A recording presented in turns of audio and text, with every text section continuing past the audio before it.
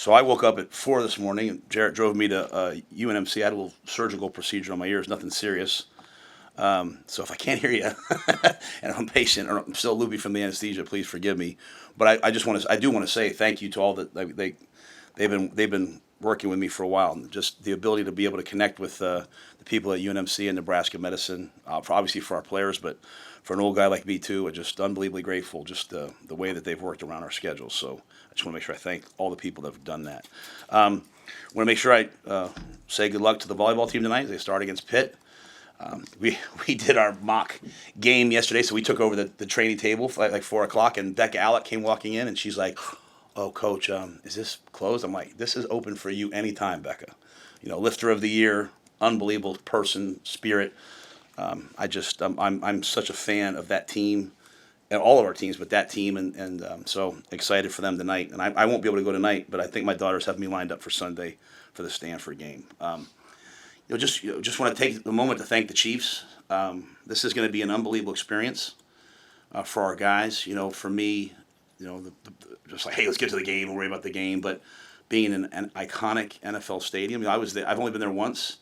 That was during COVID, and so it was the first game that there were fans there. I think there were like, I don't know, somewhere between 5,000 and 15,000 fans. It sounded like 100,000 fans after coaching a bunch of games in front of no one. But and really. I believe they have some of the best grass in the National Football League, and they were really one of the impetuses behind us believing that we could grow grass here. There was sort of a thought of, you can't grow grass practice fields, and it was like, well, how do the Chiefs do it? And so just being able to get out there, Coach Reed's been a mentor, to me. Tammy Reed, his wife, has been a mentor to Julie as she was a young coach's wife. And so obviously I don't know that we'll actually necessarily see them. I think Terry Braden has everything lined up. Terry has everything lined up for like a Chiefs reunion. But for us, just to have the chance to do that, playing a great game against Cincinnati, and for our players, but also for our fans. I know we went to the bowl game, and that was an awesome experience. But I know Christmas time, New York City, not everyone could go be a part of it. So now to turn around and have this experience, I have to thank Troy. Obviously Indianapolis would have been a great opportunity, but coming to Kansas City, I think, is going to be absolutely unbelievable. So great experience for our guys to go to Arrowhead, but also hopefully great experience for our fans. So we're excited. We're excited. A couple injury updates, if that's okay, before I get started. Gibson Pyle hurt himself last week, had surgery yesterday. He'll be out for the year. Okay, not an ACL, but a knee that just, we're going to have to go in and take care of. Mario Buford is right now out in the concussion protocol. We hope to have him back. Roman Mangini is out right now. He had off-season groin surgery, and so he just, as part of that surgery, sometimes you have some scar tissue move around. He should be back within a couple weeks. Pierce Mooberry out with a hamstring strain. Gabe Moore still out with a hamstring strain. And Vincent Shavers is day-to-day as he's dealing with a kind of a lingering hamstring strain. But if you guys know V9, I wouldn't count him out. So, anything else, Keith, I should cover? All right, with that, I'll see what questions you guys have. Was your procedure scheduled? Don't worry about me. Yeah, shoot. Yeah, I no. Thank you. You know what? I'm sorry. Thank you. I have like just some pressure issues in my ear or whatever. I don't know. So they had to go in and it was simple. So, but it's been a great excuse sometimes. I'm like, I didn't hear what you said. What'd you say? So now I can apparently I'm gonna be able to hear clearly. So I got no excuse. So. Coach, I'm curious about the podcast. How did that kind of get started? It was my idea. I do a lot of podcasts. People ask me, and I'm happy to do them. And as I started thinking about it, I'm like, well, why aren't we doing one? My goal was to have it kind of in the off season, kind of leading into the season. It just took a lot to get it going because obviously we want to do it right. And so it's kind of delved into this season. But this is the new world of college sports. It's like, one of my goals is to be able to do stuff with our players and hope that we can get them some NIL money from doing an interview with us. But I think, nationally, I think having a brand and having people, just even yesterday, like we put that out, and I don't know, it's really hard to watch yourself. A lot of you guys do it. I don't know how you do it. Like I was like, just like, oh my gosh, this is terrible. But, to be able to have it be Husker centric, but still touch other topics, hopefully, we can just continue to put the University of Nebraska and our football program out there for people to see. And I think for recruits, there's, I think I've said this to you guys before. If you have not gone to that second floor, you have to got to go walk through it. You guys, they should schedule probably something to show these guys this. Like our ability for recruits, our ability to help you build your brand and be able to. I mean, content. These things are really important to this generation of guys, and they're really good at it. And so we took all the old football offices, right? So where I used to sit is now, offices that, for Husker Vision. And so we just think it's, an opportunity for us to go out there and, do some stuff. I already do a bunch of media stuff anyway during the week. Sometimes people don't even see. So we just have to schedule out. We did a lot of stuff ahead of time. I have to schedule out probably an extra hour of the day now, one day a week to make sure we do this at a high level. I think you'll see me doing some regular. It's not ready to announce yet, but some regular mainstream media hits also. And again, we have to win on the field. We all get that, right? Like you have to be relevant on the field, but in a world where it's like, is it the SEC? Is it the Big Ten? Is it this? Is it that? Is Nebraska? Having us out there is really, really important, and having us out there for recruits is really important. So, so that was kind of the thought. Like, hey, let's go out there and do that. And hopefully get some interesting guests and then just do it year round. So we'll do it until if no one watches it, then we'll cancel it. But if people watch it, then we'll do it, and I'll do the best I can with it. What concerns you most about Cincinnati's team? Like, what do you think their biggest strengths are? Well, I think Scott. First of all, Scott Satterfield's a winner, right? So like, you go back to when he was the OC at FIU. He was with one of my best friends, Jeff Collins, and he under Mario Cristobal, and he got in there and they flipped it, right? He's someone I've known a long time because we kind of became head coaches around the same time. I've been a lot of things with him. He goes to Kentucky. He does a great job. Excuse me, Louisville. Goes to Louisville, does a great job. He comes here to Cincinnati, and I have a long history of Cincinnati. You go back, like, there's been a lot of people who've won a lot of games in Cincinnati. It is a place that should win. It's in a football hotbed. They have a great commitment. And then I think you look at the players, right? Sorsby's an excellent quarterback. And, in our camp, we don't really have anybody that's like him. Dylan's not a runner like him. Their ability to run speed option, run zone read, drop back and throw, attack the pocket, quarterback draws, the ability to have a running quarterback, I think, is something that we have to be really focused on. There's a lot coming out of their camp about how much they love their receivers and how excellent they are, and so we obviously haven't seen them all. Now we've gone back and watched. Hey, here's La Tech film, here's Lindenwood film. We've done all the work, but Scott, they've never not scored. And then you get into like their version, that Big 12 Iowa State. Coach Heacock at Iowa State really revolutionized a lot of college football. He's one of my favorite coaches, and so Tyson Vate comes out of that tree, and so it's that 3-2. Zone coverage, and they're saying they're doing some different things, but like that zone coverage, keep everything in front. It takes some maturity at your quarterback position, and they, Corleone, the nose tackle's elite. They brought Tawi in from Wisconsin, so they've got good players. They've got a history of winning, and a lot of things in the first game come down. As they come down. Like, I can't wait for the games tomorrow. I'm going to make a cut up and show our guys. Like, it's going to come down to special teams. It's going to come down to tackling. It's going to come down to turnovers. It's going to come down to mistakes early on. So we got the mock game last night. Probably the best mock game I've ever been a part of in terms of the level of communication, guys communicating on and off the field. So I was really pleased last night. But I think that when I think about Cincinnati, they got off to a hot start last year. And, these coaches in, I don't know if it's year 2 or year 3. This will be year 3. Same place we were, right? You get off to a hot start, and then you have some tough losses. But the guys stuck around. They didn't all transfer out. They came back, which means they love Cincinnati. They love Coach Satterfield, and they're going to be a formidable opponent. The Big 12 is an excellent conference, and so we'll have our work cut out for us. A couple of the new, a couple of names among your more high-profile newcomers and where they landed on the depth chart. I want to ask you about Winery and being atop that position at D end, and then Pritchett also, and where he slots at left tackle. Yeah, so Will and Cam are, it might be tomorrow that Cam's the starter, Will's the starter. I think they both we have packages where they're both playing. One of Cam's great gifts is his ability at 265 pounds to go inside and rush as a 3 technique. I think he's got, you go back and look 2 years ago, his sacks, a lot of them were like he retrace and make a sack. Cam's unbelievably active. Will is, at 265 pounds, we had the spring game, and then we test guys that next week, which is probably not, after 5 weeks of our spring, the best time to run, and he was 4.62 at 265 pounds. Like, his ability to come off the edge, speed to power, he is a completely different football player than when he first got here. He's a completely different football player than the spring, and he's getting better and better and better. And he's really been committed to the team and to doing what the team does. And so, Pritchett, he's not the starter. We haven't announced a starter, but if we played today, he would not be the starter right now. He's still working on it. And I think the one thing I want to make this, I think as I've talked, I think people are extrapolating out that it's like off the field stuff. It's not. It's the performance, right? Like, any unbelievably talented, good player, but a lot of false starts, a lot of mistakes. And when you have a quarterback like we have, it's not about the talent, it's about the production and the dependability at that position. If you block the wrong guy, I don't care how talented you are. I'm not saying he's blocking the wrong guy all the time. It's just where he's at right now. And so that competition will go up through the game. As you guys know, you get out there in the first game, sometimes you think someone's going to do A and they do B, and then you adjust over the first 3 games. That's why the NFL has preseason games. That's why college football, we have non-conference games. But I like Elijah very much. I like the way he's trying to get better. But we have an offensive line that is really, really good.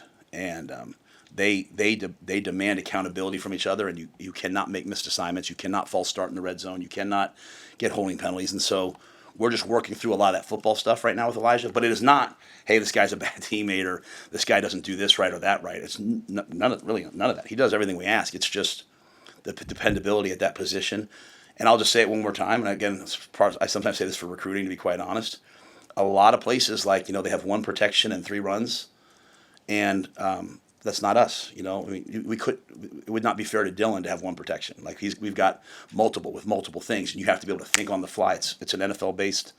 It's not the NFL. In the NFL, we have way more plays than we have, but it's an NFL based college offense. And so, but today, I'm hoping Elijah's better today than he was yesterday, and so we'll bring him along. But I think the nomer that he's way more talented than the rest of our guys is not fair to the rest of our guys. It's kind of what we deal with here sometimes. We just don't give our own guys enough credit, and we have to win enough that changes. But we have some good players playing on the offensive line. And same thing at right tackle. If we played today, I think Teddy'd probably go out there as a starter, but Tyler's right on his heels. Gunner's swinging both sides. Gunner's inside, especially with Gibby going down. Gibby was having a heck of a camp, man, Pile. So, we're rotating a bunch of guys. Hey, Coach, you had T.J. Lateef, number 2 at quarterback. What did you see from him to kind of ascend to that? Because I think that, I don't want to say it was a surprise, but to see him have the camp he did and kind of lock down that number 2 spot definitely jumps out. And let me say this. We get into this ball game, and Jalen goes out there to play. Jalen's going to go win the football game for us. That's how we feel about Jalen. Smart, tough, competitive. TJ brings, to be quite honest, he brings an element of being dynamic running the football. So, you do get that, kind of what I talked about Sorsby, you do get that. Hey, things break down, he can run, he can move. He is just a really well-coached young man coming in here.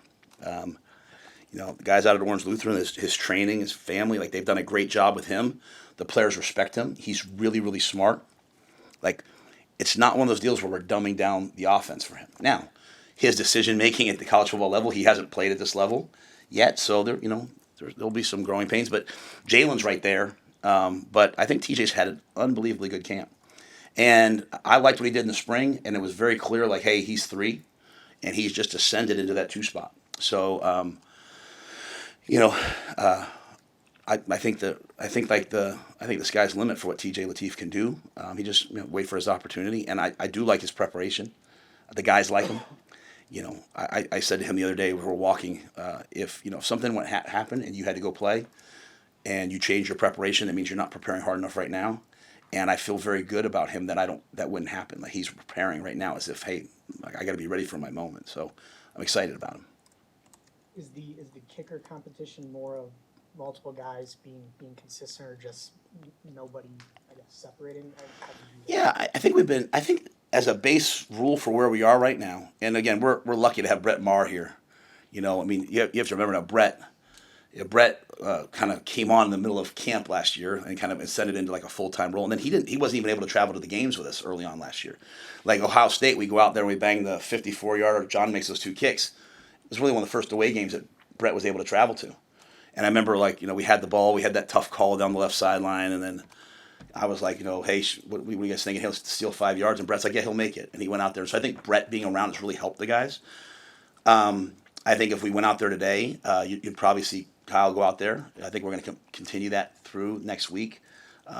I've never heard what X said before until he started saying it when he got here, the 33, 33, 34. So we're depending on Gallic, we're depending on Camden.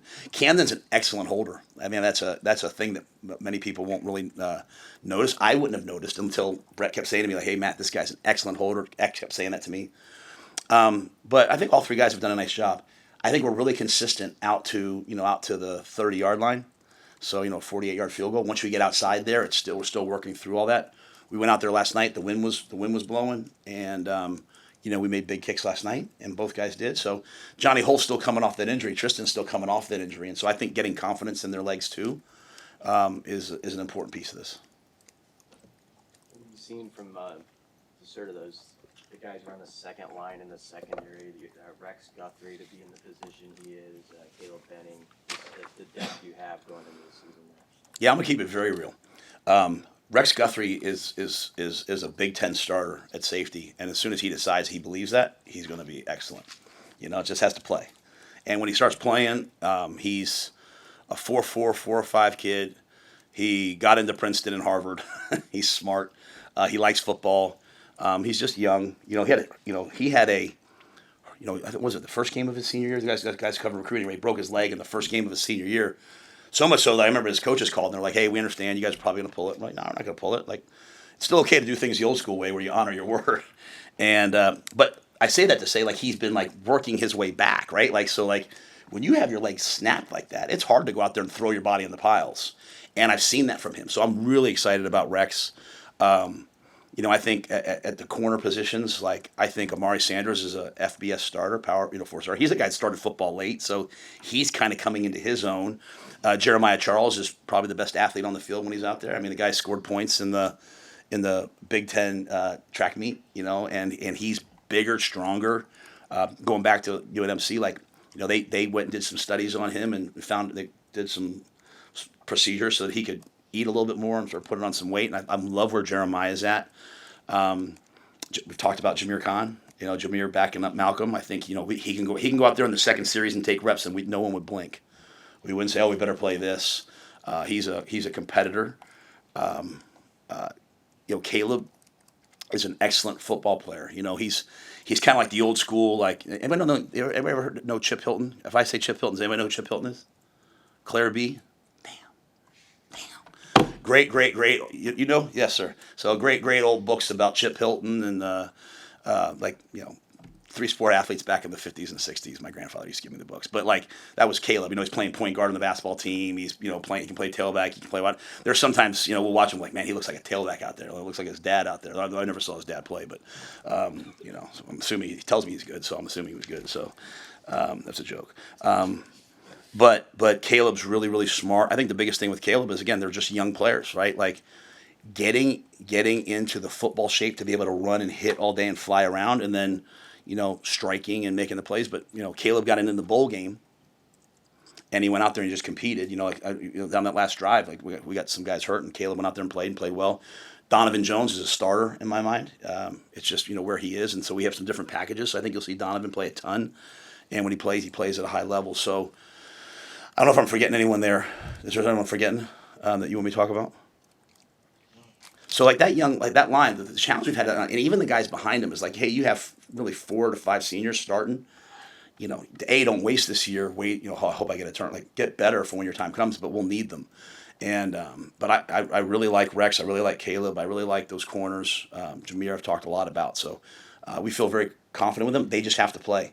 One of the hard things about the secondary, in my opinion, is there has to be a time when you play corner and you're kind of coming up where you get torched. You get torched. And then you wake up the next day and you're like, I'm okay. All right. We had a kid, Tavion Young, at Temple. We played UCF. Brett Perryman, first-round draft pick, torched him. Ran post corner curl. And Tavon came back the next week and then went on and played 9 years in the NFL because he realized, hey, okay, I can play with confidence. And so that young group, I think that's what they have to do. But I mean, we have a great first team, and I think that they're going to play really well. We are significantly better, I think, in terms of the way we're playing, technique-wise, communication in the secondary than we were last year. And I just think it's just the familiarity of them all being kind of year 2 with John. I'm sure that every coach wants to be able to run the ball with just their backs and not necessarily have to use the quarterback in that. do you feel like you have the kind of line and the kind of backs that can just go downhill even against a power conference team this early in the season? Yeah, I think I mean, we have to run the football. I mean, I think a lot of it comes down to like what the defense is in, though, right? Like when you go back and look, like I think I heard a stat. I go back and rewatch last year's games. The TV copies a lot. I don't sleep great, so when I can't sleep, I put those on. We had a young lady that like went on vacation with us to babysit the girls. And she was like, "Why are you watching the Iowa game?" Like she couldn't. She was like, "That seems like a miserable way to spend your vacation." And I'm like, "Yeah, you don't watch the past to shame yourself. You do it to learn, right?" So I watched that a lot, and I think in one of the games they said something like, "Hey, we were one of the most blitzed teams." And it was probably because of the lack of balance in terms of, hey, we were really running the football a ton and not throwing it, so you invited a lot of pressure. So I think the biggest difference for us though now, Sam, is like if you are going to bring a ton of pressure, like we have some runs we like versus that, but we're not going to run the ball into unknown boxes all the time. We can attack that in the passing game, and I think a lot of that's just purely just Dylan, right? Because what's the other way to do it? You go like this, clap, you look to the sideline. What's the call? Oh, it's two. Well, that's kind of an antiquated way to play football now with the headsets and all that. So we have a quarterback that, he can see what we're in. Danny gives him a ton of freedom. We can get to the right play call. But in terms of just moving people, you never know till you get out there, and this will be as formidable a front seven as we're going to see. I mean, the Corleone kid is fantastic. I mean, that's like Dana was talking about. They played him at Houston, and like the first play of the game, he knocked the center back, put him on his back, and the kid didn't play the rest of the year. So I mean, this is a big time football player. The linebackers can run; they're physical, and the scheme is a really difficult scheme. It's a scheme that if you don't go against all the time, can be really hard because the angles.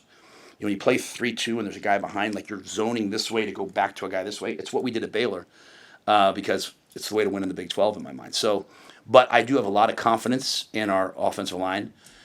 Growing confidence. We have some really athletic tight ends who are really wideouts. They've got to get in there. They've got to block. You know what I mean? They've got to block these guys.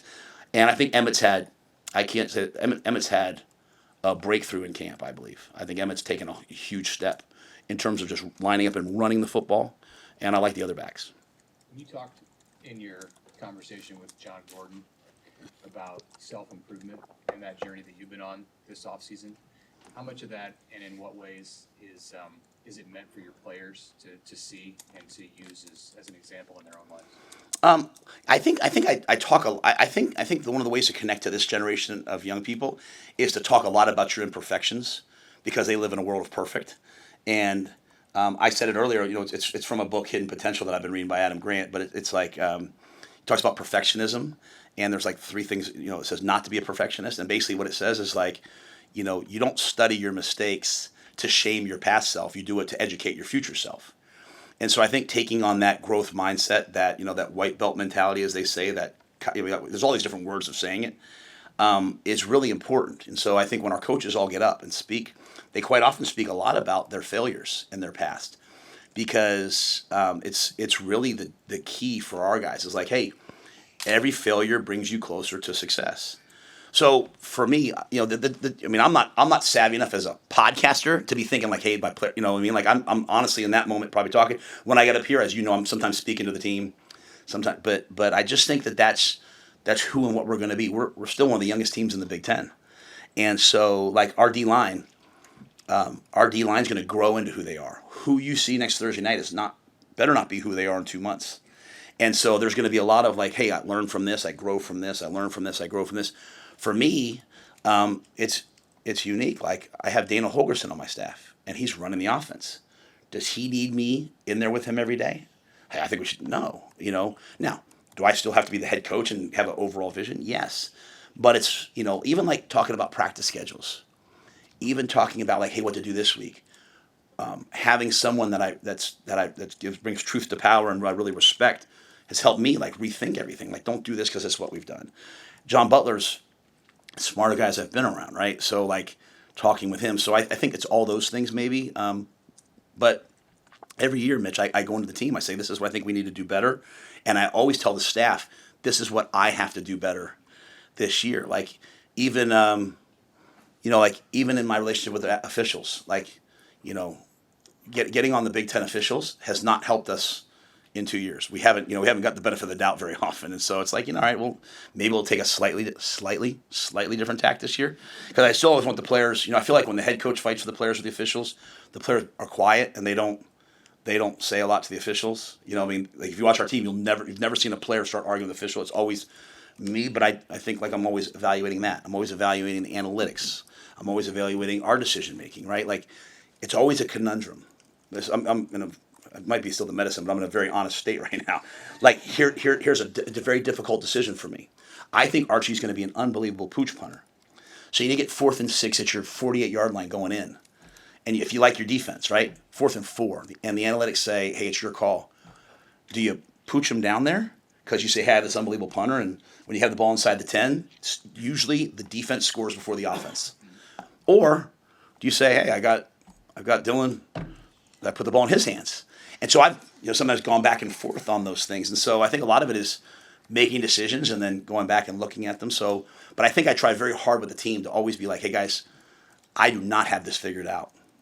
I do not have it figured out. And I think that my willingness to do that in my 13th year of this is probably the one thing that connects me to the guys more than anything else, because I wouldn't have done that at Temple. I'd have been like, shut up, I got it figured out, even though deep down inside I was crying on the inside. So When did Matt? you shift that perspective? I just think it's growth. I think we all just kind of grow, right? Like, I think when I came back to college football, I recognized, as I was watching the young men, especially post-COVID, like coming into the NFL, I saw a lot of guys that were like, I just thought were like mired in like fear of failure and doubt. I think that, you read Pete Carroll's book, Win Forever. It's where he talks about everything he does, preparation, competition, is all to help us go play the way we're capable of and not be beholden to, fear, doubt, fear of failure, fear of what people say. I tell the guys all the time, like when I played, like if I had, I didn't play a ton, but if I made a bad play on the punt team or kickoff return team, I was like, oh, Jay's gonna rip me on Monday when I walk in there. Gosh. And so I was like, all right, well, let's go to the party, guys. I'm gonna get my tail chewed. Now it's like the kids walk in and literally I have to say to them like, hey, don't go look at your phones at halftime. Don't go look at your phones before you come up and do the because it's just instant feedback and not always real happy is right here. And so it's just a different world. You can't complain about like, oh, this isn't fair. It's just the other team has to deal with it too. But I think just having a different level of empathy and a different level of understanding. I think it was in that podcast. Was it in this podcast that I said talk about this questions I ask my son sometimes like I read that like and I asked my son and I hey, what's something I don't understand about your generation, and I did it to my daughters, and it's really, really interesting the things I hear. So I then take it back to our players, and it all stems for me like my first year at Temple. We went to Idaho and we lost, and I was so freaking pissed. We were 0-4. 0-3, but our guys were walking in. I remember Sharif Finch, who played a long time in the NFL. He was like walking in, and he was kind of like this, and I was like, we're not sheep, we're lions. I'm getting ready to give this like, you get your heads up. And Bryant was there, and Bryant at the time was, I don't know, he's 20 now, he's probably 8, 7, I don't know the exact year. And Bryant came walking by, he had this exact same demeanor as Sharif, and I was like, don't be the enemy, be the good guy. Like, hey, we'll learn from this, we'll come back. And so I think as a coach, when you have older kids and you start seeing the things your kids deal with, you start extrapolating that back to your players. And so I just think it's a growth process. Maybe I'm maturing. Maybe it's empathy. You have to be careful, though. I also have seen some coaches at my age start to become like too grandfatherly, and then you don't have high expectations. Like, we're going to have high expectations and high standards. But I also want to have a sense of understanding as well. Matt, you talked to Coach Darlington. That was great. And he mentioned that his guys were always expecting to win. Where are your guys at in that, or do you not know until Thursday? Where are you at with that mindset with the team? Yeah,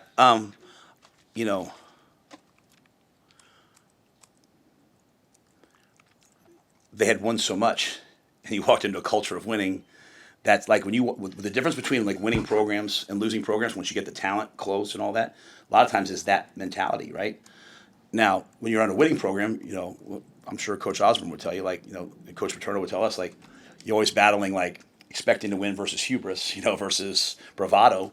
So there's always, like, this slippery slope that you're balancing, kind of always bringing the guys back down. That's why they say great coaches, like, they water seedlings and they prune overgrown trees, right? Like, when the team's confident, you're kind of constantly bringing them back into this realm of, like, humble confidence where you respect your opponent, but you don't fear them.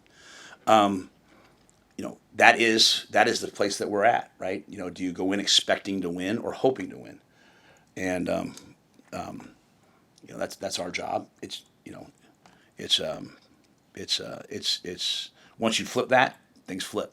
If we're being honest, now you need players who have that level of expectation. Like Ja'Cory Barney, I can tell you this: Ja'Cory Barney doesn't go in there like nervous, like I don't know if we're going to win. Like he goes in there expecting to win. I think the biggest piece is like getting guys to stop thinking about winning and start thinking about playing to a standard. Ron always tells a story, Ron Brown, about one of his first years here, and they went and played UCLA, and I think they won the game, but they had 5 turnovers, and he was in the locker room celebrating, and the older coaches, the Milt Tenopers and those guys were like, what are you doing? This is not what we do.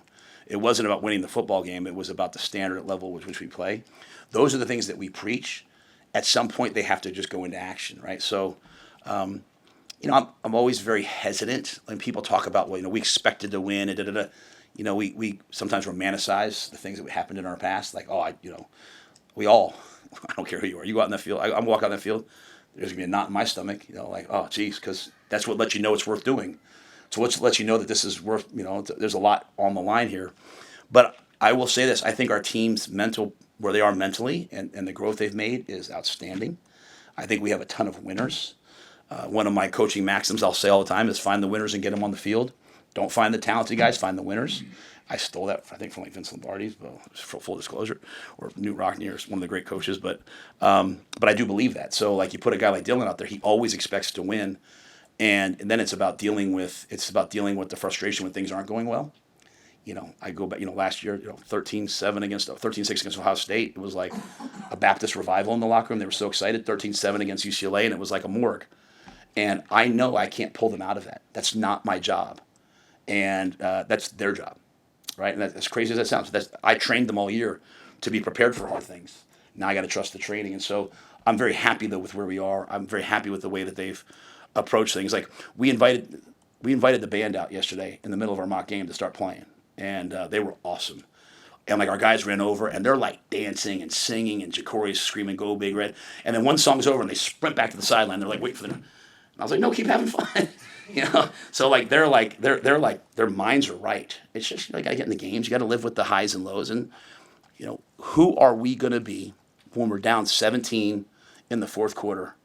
The great teams, they have a smile on their face and they say, let's go win the ball game. And that's where we're working towards. Maybe it's because of Gibson Powell's injury, but what have you seen from Grant Bricks and him maybe backing up Rocco right now at right guard? Yeah, Grant's grinding. He's working. He's developing. He's an amazing character. In terms of his integrity. He got hurt at the end of spring and had to have a little summer procedure on his knee. So that not limited him, but like he had to overcome that. But yeah, he's in the 2 deep and he can play tackle. He can play guard. He's big. He's powerful. He's strong. He is another example of exactly what I just said. Just got to get in some ball games, play, and have some confidence because he's got all the tools and all the character to go do it. I'd say the same thing for like Preston, Tamua. Like they both have the talent to do it. They just got to go out and play. You guys actually, I think in the 2 years you've been here, you haven't faced a lot of running quarterbacks. Not that sorts we can't throw, we can't. But you have to refresh your defense on like the keys when it comes to guys that could pull it 15 times if they want. Yeah, that's a great question. I think there's 2 components to that. Number one, it's the pocket discipline. Like you go back to UCLA last year, like we bring a blitz, we come free, we miss the tackle, and the quarterback from UCLA runs for like 60 yards, right? So those are things we talk about all the time. And I think Dylan's commitment to running, and I talked a little bit about TJ, they see a lot of that. But when you're playing man or you're playing like a match quarters, everyone's back on defense is facing the receivers. They're not looking at the quarterback. So if he gets out the offense past the D line, so we're always working on what we call level rush, getting to level the quarterback, coming back underneath, red zone, keeping the quarterback in the pocket. So I'd be very disappointed if we don't do that. In college football, what you see very different than the NFL. Some Terry's had to learn is a lot of quarterbacks drop back and then they roll to their right real quick so they can see the field. So we talk a lot about that. It's the other part. It's the speed options, like who has the quarterback, who has the pitch. It's the zone reads, like, hey, we have movement. Who do you have? Those are the things that like they're not seeing a lot from us in practice. And then you get to weeks like this, you have to really be prepared for it. And I think as you look ahead to us, and I'm not looking ahead, but like to your point, there's not like you're sitting here facing 4 or 5 Big 12 spread option teams. So it's not, it's just, hey, this is a Cincinnati thing, and it's a credit to Sorsby because like he can RPO you. He can drop back and throw it. He can drop back and run, and then he can do the design run game. So you're seeing the total picture from him. Hey, Coach, the travel route, how do you go about it for this game? Are there limits? How many guys do you take down Wednesday, and then can you bring the rest of the guys down on Yeah. Thursday? I think it's important for our team. I think one of the things sometimes we do is like we try to make, we make mistake we can make is try to make everyone feel good. And I do think they have to have a sense of like, hey, here's where I am. Like you need to know like, hey, I'm not on the travel roster or I am, so that you can fight your way back. You can know exactly where you stand. Coaches tell players exactly how they feel about them on game day. How much you play is what he thinks, right? So I wanted us to be unbelievably honest. So 74 is the Big Ten limit. We'll probably get to like 80, especially with some injuries. And then on game day, we're going to bring down the rest of the team. Now, there's a couple guys like we've been trying to figure out like Bly Hill, Gage Stenger. These guys are on crutches, and I know they want to come. But those guys will come down on the day of the game. Every guy on our team has worked really hard. I'd like them all to be there and have this experience. But we will take down like between 74 and 80 as part of the travel roster. This is a business trip. Right? This is a big time, preseason football game. So we got to play at a high level. With the offensive line, a couple of the guys throughout the camp have come in here and talked about their goals to win the Joe Moore Award and all that. How have you sort of seen them approach a chance to maybe announce themselves right out of the gate against a Big 12 defensive lineman? Yeah, I want them to have high goals. If you're on an offensive line, you don't win the Joe Moore Award. If you're a punt returner, you don't want to win the Blitnikoff. If you don't want to, not the Blitnikoff. If you don't want to win the Jet Award, if you don't want to, if you're a receiver, you don't want to win the Blitnikoff. Then like, what are you doing, right? You're supposed to have high expectations. To me, it's really about the execution. Ideas are easy. Execution's everything. I get very nervous, from being honest, when they start talking about like announcing themselves. And that's very much a thing nowadays. It's like, just play well. I want to win the game, but it's not about the score. It's like when I get on that, we're busting down and we're flying back. When I get on that plane and I take the iPad out and I watch the tape, I want to see what I see in practice. You know what I'm saying? I want to see the same technique. I want to see the same attention to detail. I don't want to see guys doing new things. I don't want to see guys coming out wearing a special shirt, a special streamer. It's game day. I got to do it. No, that's exactly what's wrong. Like the first play is as important as the 50th play. Tuesday practice is as important as the plays on the game because when you start doing other things, But I think we have to play well. It's at the end of the day, like we think we're a good team, so we have to play like a good team. Like, what I'm saying? Like that's my message to the guys. Like, I think we're pretty damn good, so go play good. You're playing an excellent team. Cincinnati's a Power 4 bowl caliber team. Go play well and compete against them, and then you make your biggest jump from week 1 to week 2. But otherwise it's just all hollow words. You know what I'm saying? Like, hey, we think we're going to be good here, and if we're not good there, but there's a dose of reality that we'll all figure out. Like, hey, we thought we were going to be better at this, better at that, and we'll come back in after this game. That's why I love it being on a Thursday, to be quite honest. And you just start to dissect, hey, where are we moving forward? But really, I've encouraged the guys, like we have 12 one-week missions to attack each mission, attack each game, and not think about the games before, the games after, not think about my personal brand, how I look. Like that stuff's all fine the rest of the day, but out in the field, like let's attack it.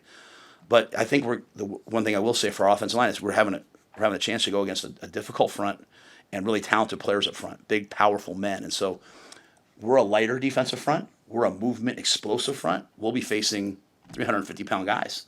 And so this will be a challenge that we haven't seen, and it'll be good for us as you look ahead to some of the teams that we'll face in the Big Ten as well. I got time. I might as well get it done because what's that? Oh, you want me to? No, I was just saying, he said last one. I'll say, I got nothing to do. You had mentioned Peacock, and obviously there's defensive coordinators that have really good systems, and it's just what they do. It feels like Butler is more on the other end of the spectrum, where he could kind of do anything, and maybe you appreciate his ability to be versatile and maybe even exotic in some of his play calls. What have you seen from him? Not necessarily specific play calls, but what have you seen from him in the last 9 months that excites you for what may come? Yeah, I probably still told this story before, but this was a really hard decision for me because I wanted to make the right decision, right? And I was so blessed to have Phil with me for so many years. And then when Phil didn't want to come be the D coordinator here, he wanted to like kind of semi-retire, which we saw how that went. But and then I hired Tony, and I thought Tony did a great job. but then I thought about, John, and it was like, I remember Sierra coming to me and being like, Coach, I've learned so much football from this guy that I never knew. So it's not just about the tech, it's just the football that I learned. You think about what John had to do last year. Like, he got the job in like July and had to learn. And Tony Tony would go into a game, he might call a defense in a game that we hadn't practiced in 4 weeks. And he just expected you to know it. So now try to coach that position, and you're like, well, we're called auto attack gray. Oh my gosh! And so I thought that John just showed how smart he was. John grew up he's a quarters based guy. That's what they did in Buffalo, and that's not really who I want to be, just from a philosophical perspective. And so he's adjusted, and he's been brilliant in that. So I think he could coach anything. To your point, he was a great. I first met John. He was one of the top special teams coordinators in the country. He was at South Carolina. He was coming up, and he wanted to get out of that world. But I just think he's really, really smart, and he's really, really adaptable. I think the hardest thing probably for him is just adapting to the college game. Who they are as a freshman is not who they are as juniors, and that's not really the NFL. The NFL, like, you are who you are. And so he's just adapting to that, and I think he's done a great job of that. With the mobility factor with Sorsby, and you mentioned TJ being dynamic in that way, are you relying more on him to give you that look in practice of what Sorsby can be, or is it a mix between him and Jalen? So when we go over, we do like trade, which is like 1s versus 2s. We do 1s versus 3s. So like all those guys get reps. So TJ gets reps. Marcos has had a really good camp. Marcos has excelled. He's made growth as a quarterback. If we get to Marcos in a game, he's going to play well. So Marcos gets reps. Jalen gets reps, and Jalen played safety. He can run too. So all those guys, I think, have done a nice job. We try to break the practice up. So like, hey, we need more balls thrown in this period. Let's make it more of a 7-on-7 period. Hey, we need to work on caging the quarterback. Let's make it a live period. We'll thud the quarterbacks this week. We'll have them in blue jerseys, and we're hitting the quarterbacks. Not Dylan, but like TJ and those guys, they won't get tackled, but they'll get hit. Because I think that is a hard skill to translate from preseason, right? Like, you're in preseason, and you beat somebody clean on the O-line, and you literally like take 2 steps and veer to the left because you don't want to get yelled at by Coach Braden. And all of a sudden now you got to go in there, you got to hit a quarterback that ducks or whatever. So I think that's always something to keep an eye on, I think, in the first couple games. But we'll use all those quarterbacks to get that done. And Luke Longville's a really good athlete too. Luke does a nice job for us over there. Can you speak to the offseason? I mean, this is a big moment for everybody, and reflect on the extra practices for the bowl games, guys working out on their own, team meetings. I mean, it's just a grueling process, and now we're here. Well, yeah, I think the bowl game was, I'm hoping that the questions I'm getting at the end of this year, next year, are like, hey, what was the turning point? And I'm hoping that we've turned, right? If it's like, hey, what do we need to do moving forward? I'll be like, dang, I haven't gotten it done. So I'm hoping we say, hey, what was the turning point? And I really believe it was post-portal, the guys going to New York City. As uncomfortable as even that was in terms of like, hey, if we would have gone to a bowl game in Florida or somewhere else where like maybe like the fans would have been everywhere and the families would have been easier for, like, a lot of the families, like, they were staying like an hour away and coming into the city. So it kind of turned into like a sequestered, like, it's just kind of us, an hour bus ride to Fordham, we were reflecting on it yesterday, going to the 9/11 memorial. I've never been more proud of a team because, I remember Ty Robinson. I think he was the only guy alive when 9/11 happened, and that was a very special moment for me. There was people that I knew that had passed away. People that there was a Father Michael Judge who was like really important to Julie and her family when her sister died on TW 800, and like seeing his name was like emotional. So like that was an emotional moment for people like me, and seeing the solemn nature and the respect our players had there and the community, I was like, I like this team. I've said it a couple of times. I didn't always like the team last year. I loved them, but I didn't always like them. It wasn't always a fun day walking in the building. And I loved the team. Susan will remember her telling me, like, being on the sidelines at the bowl game right before they came back. So it was kind of in a moment where we kind of had the game in control. And I remember her saying, Ty and Nash being like, this is so much fun because everyone's here, wants to be here. And so I think that was the turning point, like going up and practicing, on Joe Moglia Field at Fordham and being in the snow. And so I think that was the turning point. Phil does a speech to the guys. It's like, at a football game, I forget the time. It was like 6 minutes a game that you play, like, and it's like on defense. And he calculated the off season, and it's at least 540 hours of practice and meetings that you put in to be able to go do like 6 minutes of football. And it's just, like a game and like throughout the year. So there's a lot of investment. What I'm excited about is they've done it. They've worked hard. They've worked really hard this training camp. There's a lot of things that we talked about, belief and confidence, that are the next phase. But even yesterday, there was an issue with a player, and they're like, he was late for the players only meeting. And I was like, what was the player? It wasn't like they came to, like, used to be, most times they're like, hey, Coach Rhule, can we have a players only meeting? Dylan just called, hey, we're having a players only meeting. And so what does that mean? It means that there's an investment, there's a caring factor. When I say it's hard to play here, it's hard, the expectations that we have, I say that in a very proud way. I want the guys to feel pride about what we do.